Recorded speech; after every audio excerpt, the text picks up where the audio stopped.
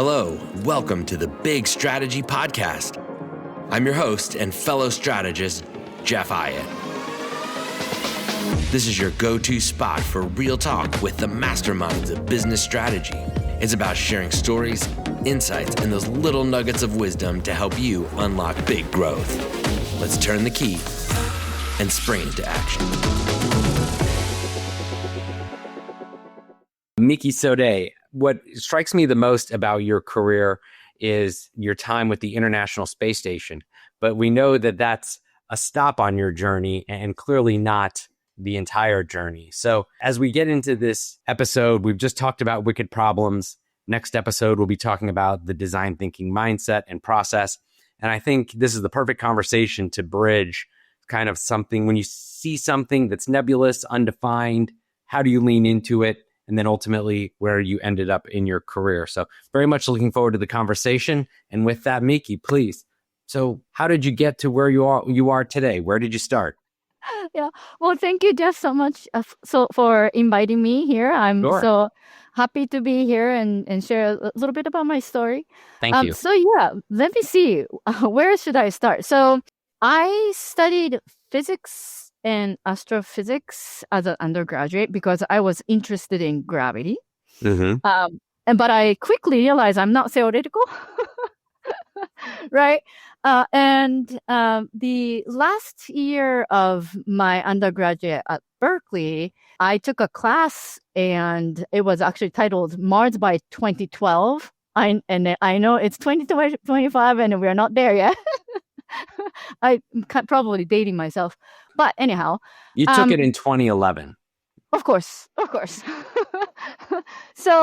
that made me realize that there are so many physiological negative effects due to microgravity environment. So in other words, what happens if you take gravity away? What happens to physical world as well as biology, right? That's kind of like, fascinating. That kind of shifted my perspective towards gravity or my interest in gravity, right? But kind of park that on the side for now.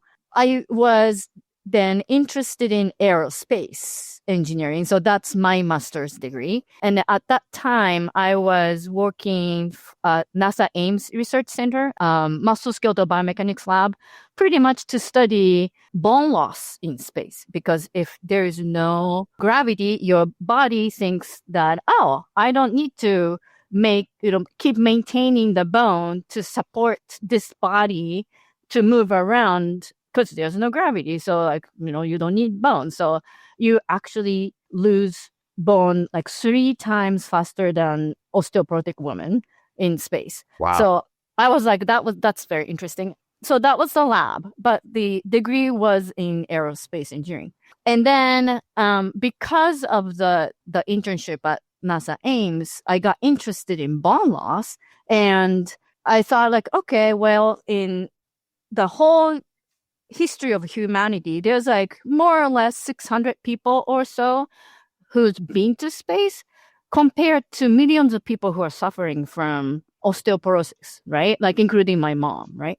So I was like, that's a bigger problem. And if I study bones, then I can help osteoporotic women as well as astronaut, and that'll be great. So that's how I ended up at UCSF Berkeley joint program in bioengineering. And so my focus was on osteoporosis and medical imaging. So this is fascinating. We always say in design thinking, design at the extreme to test at the mean.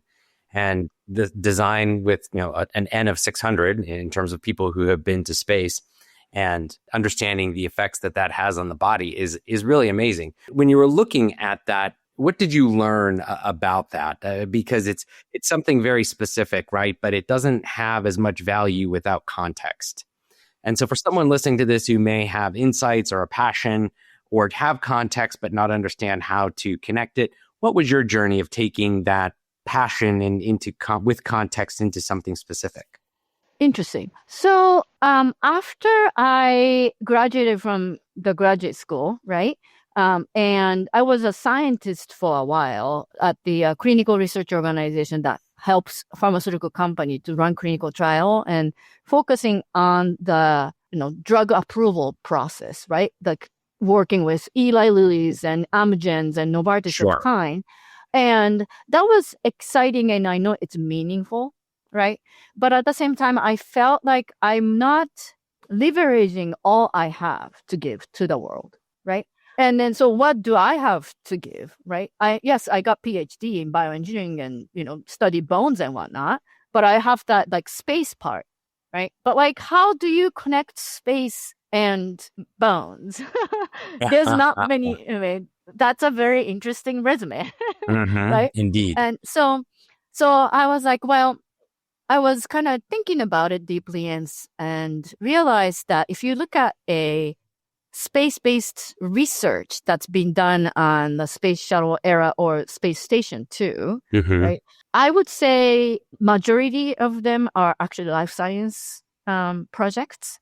And the aforementioned pharmaceutical companies like Eli Lilly and Merck, those companies have been conducting research on International Space Station for drug discovery to different drug formulations and all of that, right? So I'm like, oh, there might be an interesting niche that I can uniquely serve there with very unique, seemingly unrelated, discipline that's on my resume, right? Yeah. So I'm like, that could be it. So that's the shift towards ISS, but also at the same time, and now this talks to the systems thinking in a way, right? I don't have formal training in systems thinking per se, but I think naturally, because I got to see physics and astrophysics and aerospace and bioengineering and medical imaging and all of that, I had the taste of all of that, and I guess creative enough to be able to thread the string through what I've done, right? So in other words, I think one aha moment I had was, in a way, it doesn't matter whether you are using a big telescope or something, right, to look into the distant star or into the deep galaxy, which is astrophysics, right? Or using satellite imagery to understand deforestation or maybe some land decay or something like that, right? To understand what's going on Earth, or using MRI and CT to understand what is the status of your body or disease inside your body.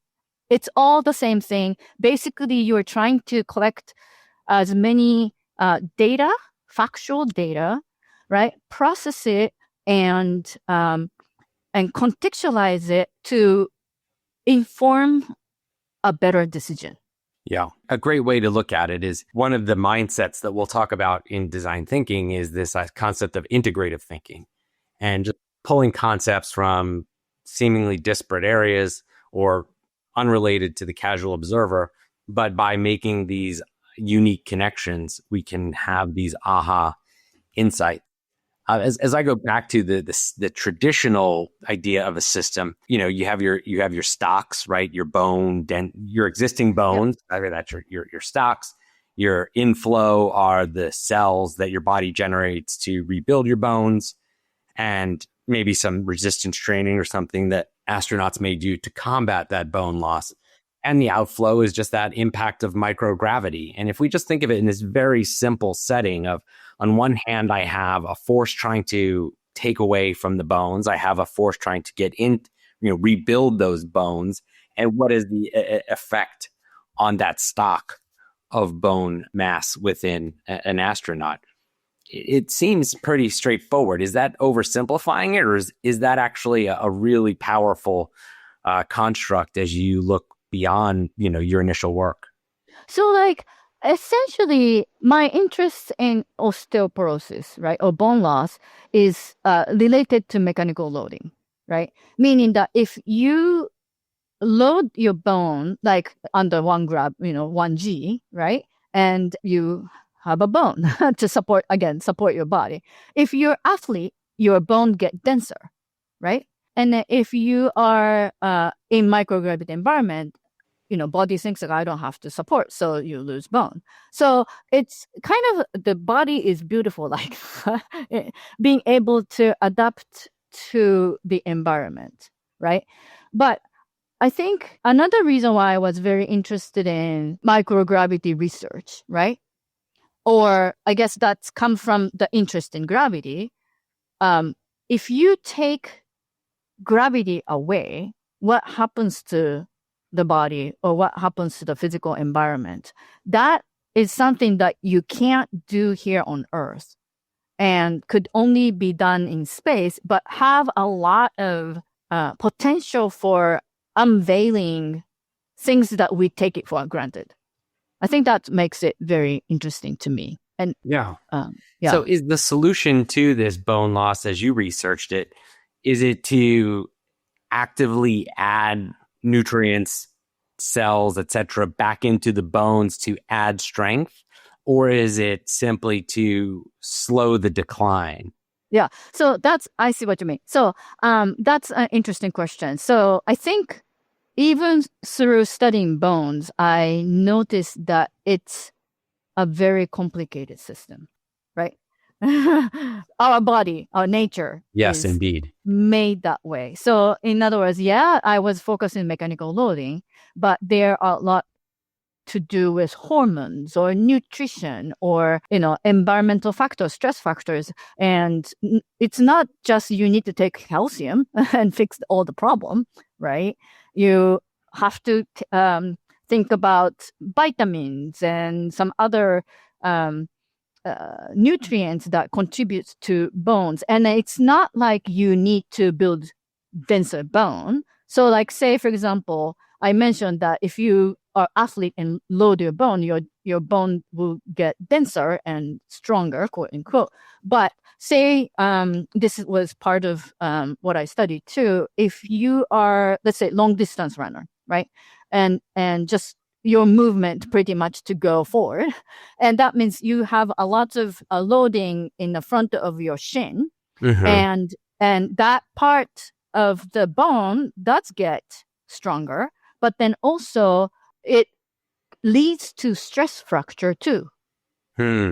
Right? So in other words, if you compare your the tibia, shin bone, to soccer player, let's say, right? Soccer players, they do run about the same amount, but then not just forward. They go to the side or sometimes go backwards.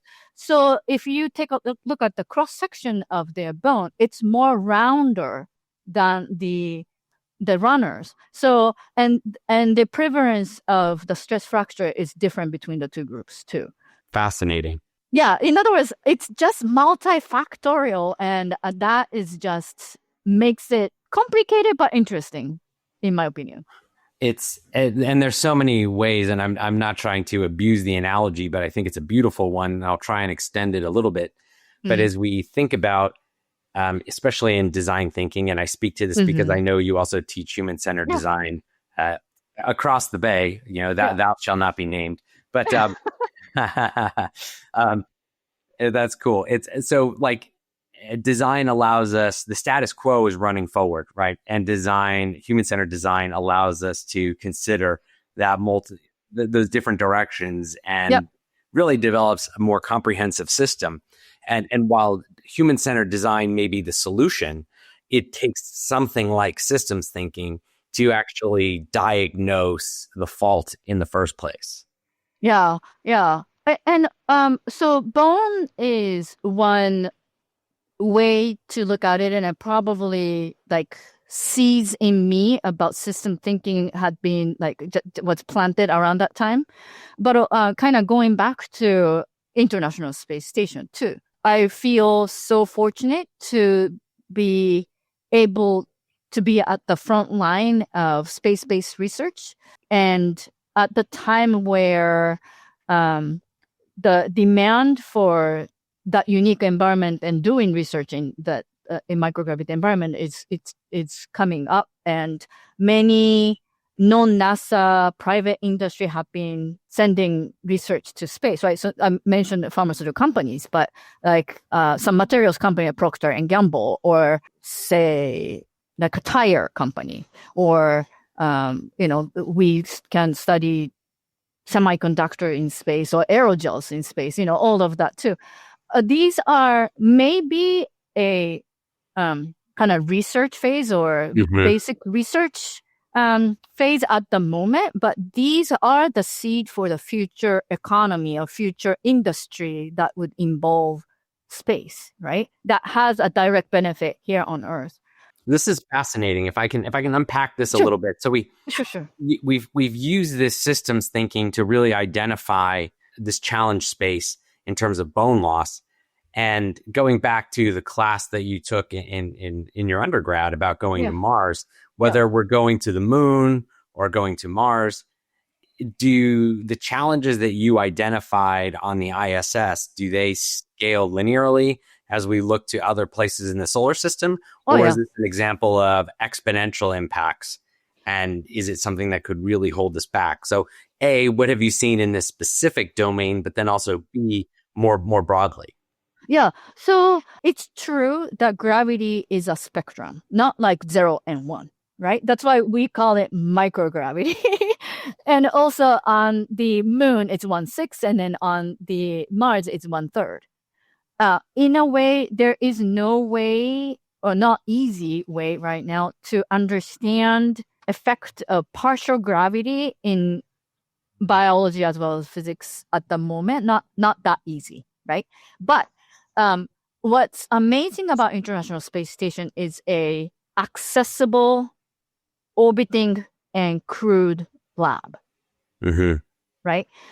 Because in order to actually experience 1/6 gravity on the moon, you might need to go to the moon, and 1/3 you have to go to Mars. But you learn a lot from microgravity environment, right? And I think that we still have a lot to unpack there. And that knowledge we gain from research on the International Space Station have a lot of applicability once we get to Moon and Mars. So, and then extending that, if we were to say, all right, here's what I learned about as a systems thinker now, here's the system that I've uncovered around this idea of bone loss in microgravity. Can you take that same system and transfer it to, drug discovery as an example? Or because when we change, the system changes as well? How transportable is it? I don't necessarily think that what you learn from bone is applicable to say, let's say other soft tissues or brain or does it apply to non-organic material per se? But what I think what I'm excited about is by removing gravity, there are so much insights to be gained, right?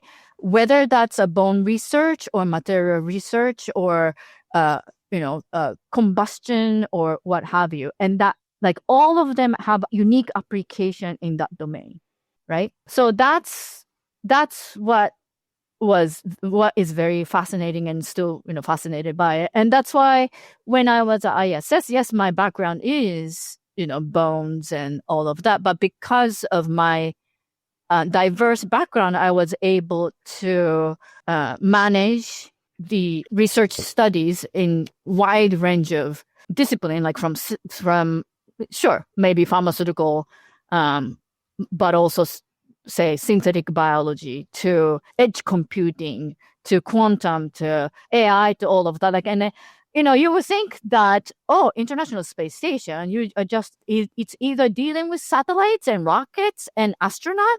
No. Many people will be surprised to learn that Target, Adidas, Nickelodeon, and Lamborghini have done something on ISS. I'm like, how's that, right? Really? Yes, that's true. So what if I'm an executive at those companies? Is it just ego to say that I've been to space, or are there real without kind of spilling the exact nature of their efforts? But what's in it for the traditional organization to test in space, and what are they testing? Right. So I must say there's a little bit of doing something in space to look innovative or forward thinking. There's always that, right? Totally. I admit that, right? But again, Procter and Gamble too, right? By removing gravity, there are some weaker forces in physics that affect a material, right?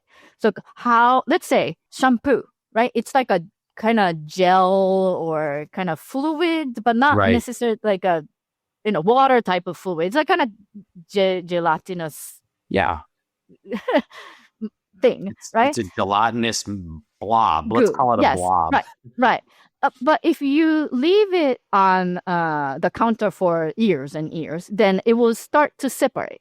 That's kind of like nature, because the molecules are suspended in this solution, right? And then it tends to separate. Sure.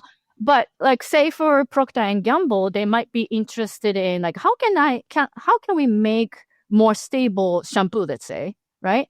Then they have to understand the molecular level of what's happening in that suspension, in that particular mix, right? And again, because gravity is such a dominant force here on Earth, you can't understand what other weaker forces are affecting this whole system. And so by going to space, you can remove the gravity and then understand the interaction of this molecule to that molecule within the mixture. So that's what's fascinating. And so that's a Procter & Gamble. But again, depending on the industry, there are different research questions, right, that people might be tackling right now here on Earth, right? And I say this often, like nobody doubt gravity in terms of assumption. But in space, gravity is a controllable variable, right? And then what kind of insight can you get if you can control that? At the Berkeley Innovation Group, we are a strategy consultancy and AI advisory firm focused on mid-market companies looking to unlock big growth. In contrast to management consultants' typical top-down, hypothesis-driven approach, Big uses a curiosity-inspired, bottom-up approach, leveraging customer insights to drive strategy co-creation. Learn more about our approach by downloading our ebook at biginnovates.com/ebook. Now, back to the show. Well, welcome back, everyone. What I really enjoyed so far, Miki, about our conversation was just this very simple concept that we shared in terms of we have this stock, right, our bone density, and then that stock is depleted by microgravity, and we're trying to counterbalance that, whether it's with nutrients or exercise. And can we actually strengthen the bones, or are we just trying to delay the inevitable? And those are the real fundamentals. Then, as you talked about, they don't just apply to exercise. They don't just apply to the ISS. It's if we travel to the moon or Mars and so forth. And so, I wanted to kind of extend your experience in space a little bit further to talk about user testing and iteration. And this idea of, I guess, if you're running an experiment in space, like you kind of have to send the whole experiment, right? You can't like go out and get that piece you forgot or something. So, and as someone who teaches human-centered design here on Earth, talk to us a little bit about the concept of user testing and iteration, and then also maybe compare and contrast here on Earth versus the work that you did in space. Okay. Yeah. So what's tricky about experimenting in space is that because the launch cost is very expensive, and yes, the SpaceX had revolutionized the cadence to reach ISS, still it's not like, walking down the hallway to get to your microscope down, Right. So, so the iteration is not as frequent, especially if you think about like statistical significance for biological systems and stuff. It's like nowhere close, right? And expensive. And also, as a researcher, you don't get to do it. You have to ask astronaut to do it for you, right? So that makes it tricky. And so there's like all of that, but still meaning the researchers, brave researchers out there are trying to understand as much, to gain insights as much as possible with the opportunity that they have to understand better and then better inform the future research, right? So that's fascinating. The other part is, I think this would shift towards my pivot from Please. ISS. ISS, I thought that's my dream job and I'll stay there forever at least until the end of the ISS, right? But that wasn't the case. And I think it's because of my natural systems perspective, right? As I said, that like bones, space is complicated. Space-based research is complicated. Not just rocket, not just hardware, but like how can you do a better scientific research? There is in terms of like space, vocabulary, there's a mission success, but that may not equal to scientific mission success, right? How are those different? So say, for example, I've talked to researchers who sent plants to space, let's say, Okay.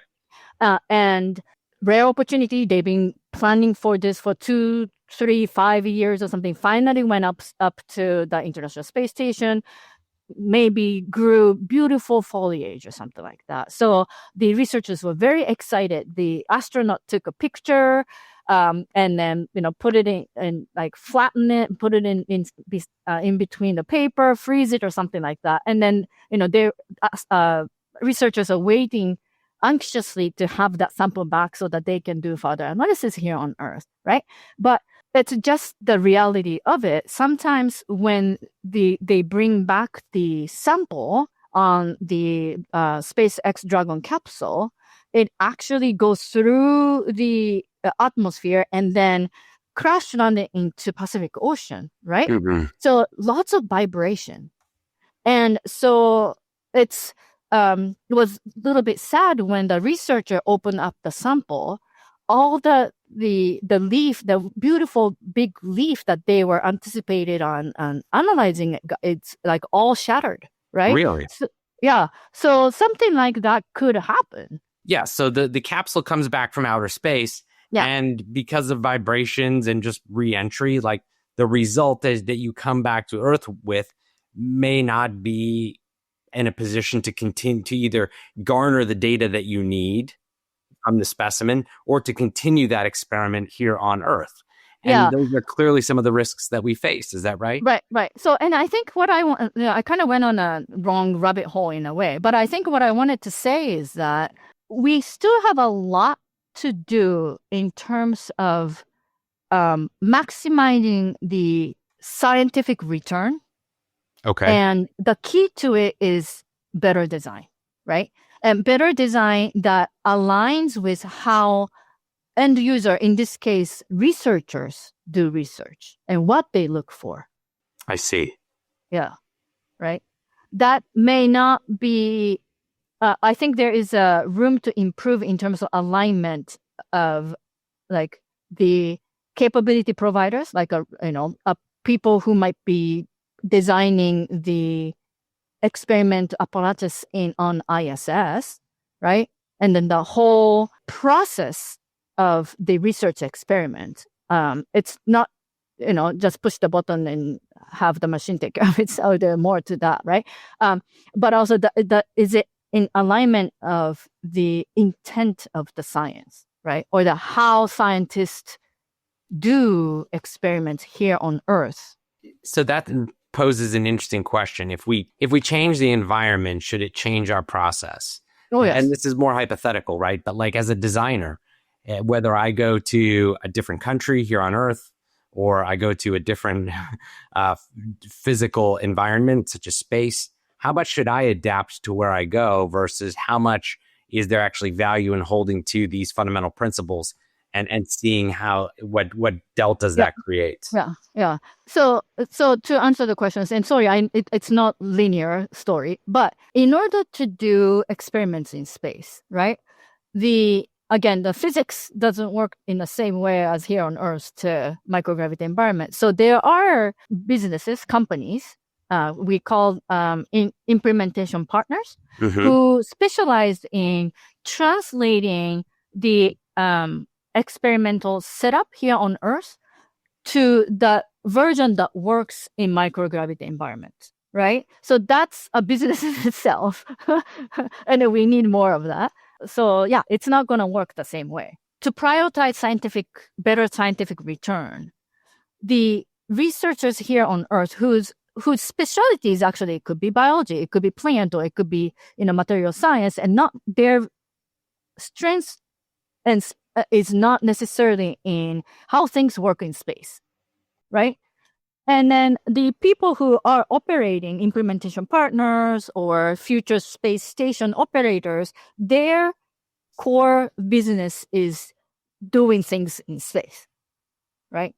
So what I'm trying to say, there are lots of designability and also room for human-centered design and design thinking and translation between these two groups to make, I think, make the scientific success and mission success closer. Yeah. All right.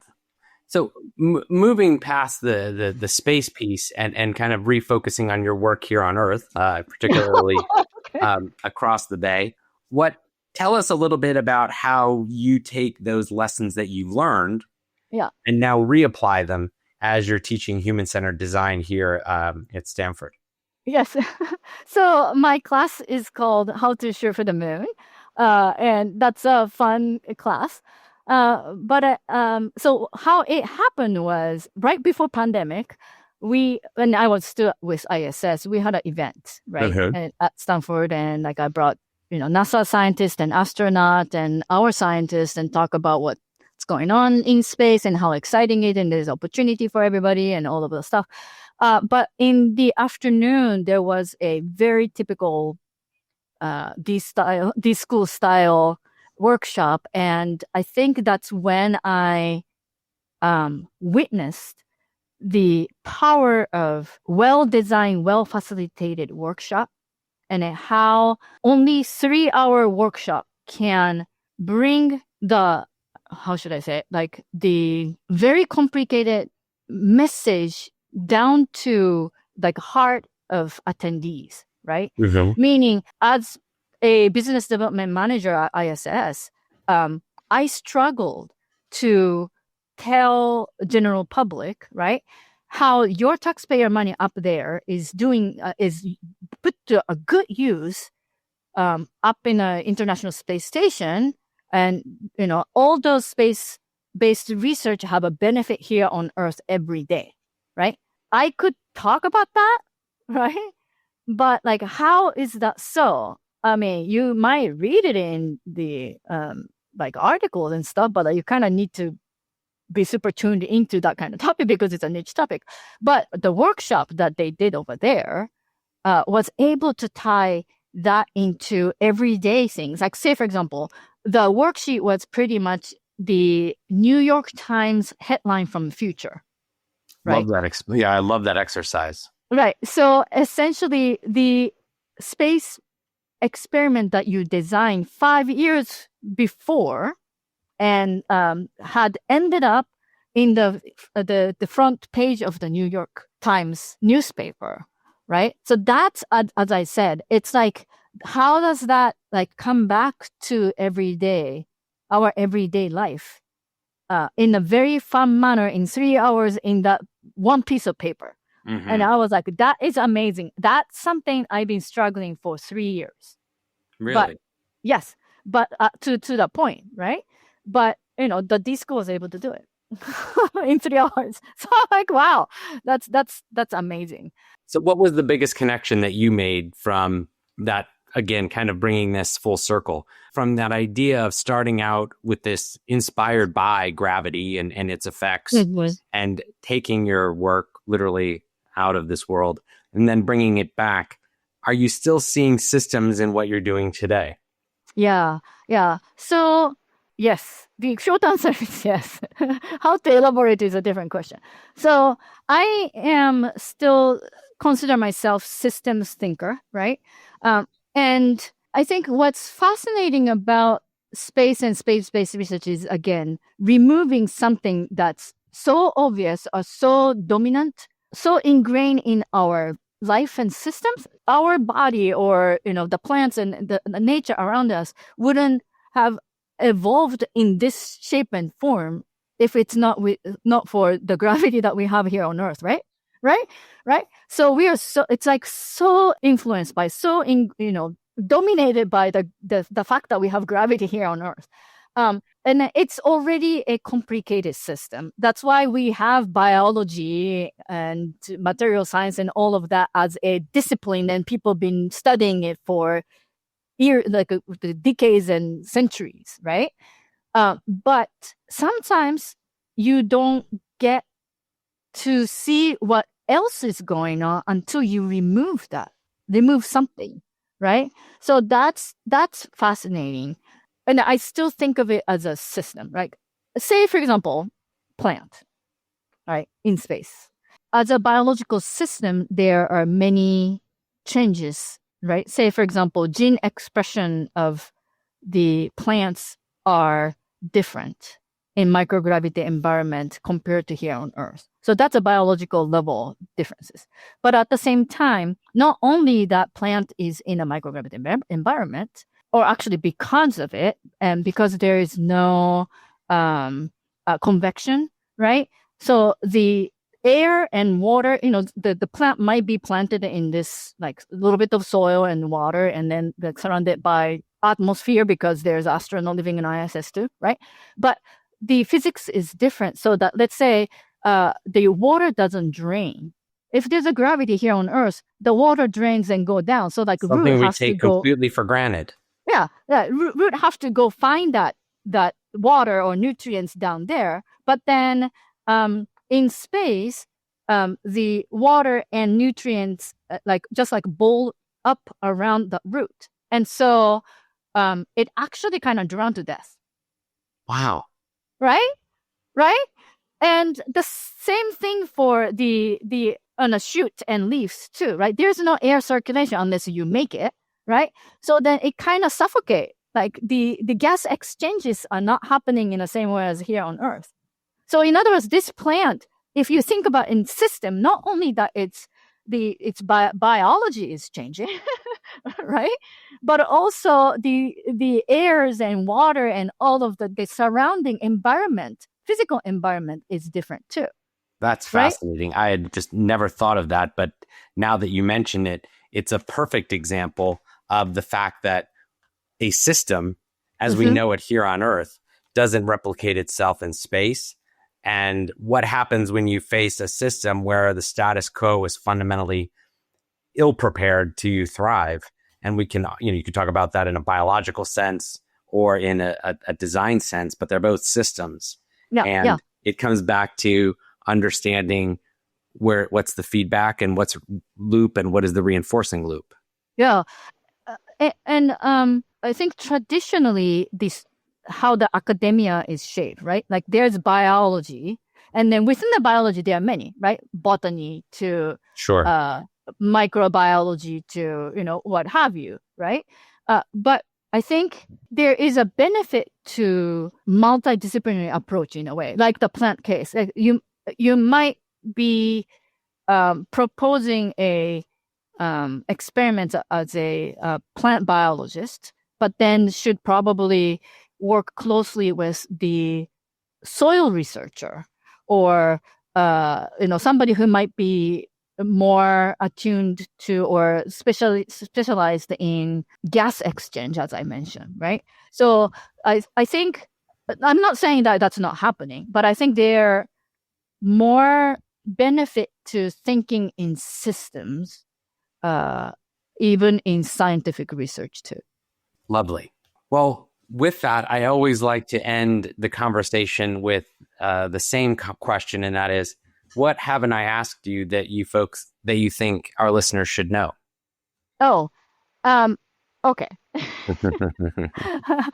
And that's a very interesting question. So it's a very design thinking question.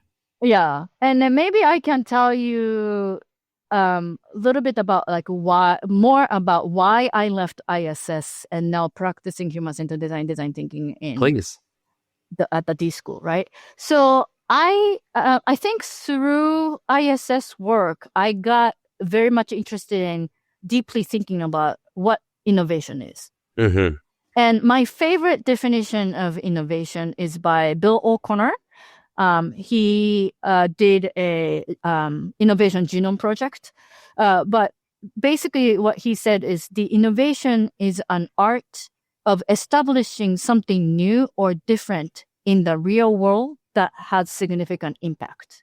And essentially, I am kind of chipping away bits by piece of that statement, right?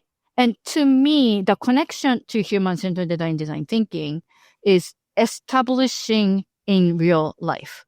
So people think that innovation is a technology, right? Like, right. I don't know, like iPhone. iPhone, sure, classic example. Let's say, right? But one thing to note is that he called it, it's actually an art and not necessarily technology, right? Innovation is an art.